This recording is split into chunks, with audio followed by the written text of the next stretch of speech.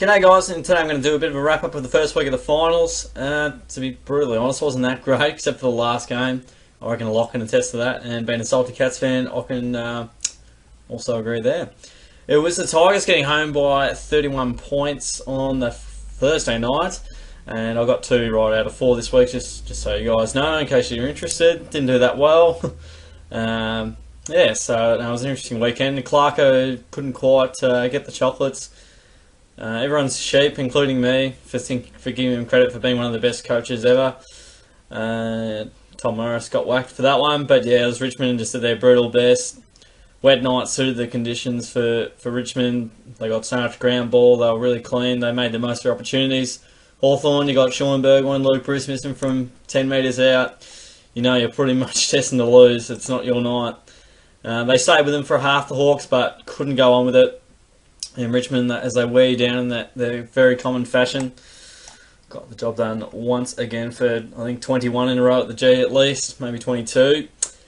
Another game at the G, it was Melbourne and Geelong, Melbourne hosting the Cats, and from the bounce, from the get-go, it was all the Ds, and we barely had a look in, kicked a couple of consolation goals in the final term to make the scoreboard not look too bad, but it was a 10-goal win in my opinion. We were smashed, beaten in absolutely every single area. The contested ball, the pressure from Melbourne was brilliant, and we just couldn't cope with it. Again, cannot cope with finals pressure.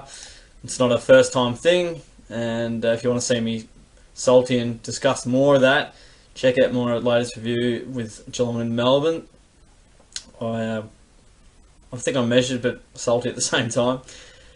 Speaking of another game, another giant in the Swans was taken down by the GWS Giants with a big win, 49 points, and the Swans again, they stuck with them for a little while for the first half, but they put the pedal to the metal in the second half, and Sydney just couldn't get goals on the board. They kicked 2 goals in about all but 5 minutes to go in the final term, and they kicked 2 goals in 3 minutes, so yeah, very flattering scoreboard. Giants another what would appear to be a 10-goal win, but they were just so much tougher. They could have kicked straighter and it could have been even more. I tipped Sydney in that one, the Giants won, and what an entertaining game we had for the final one. West Coast winning by 16 points.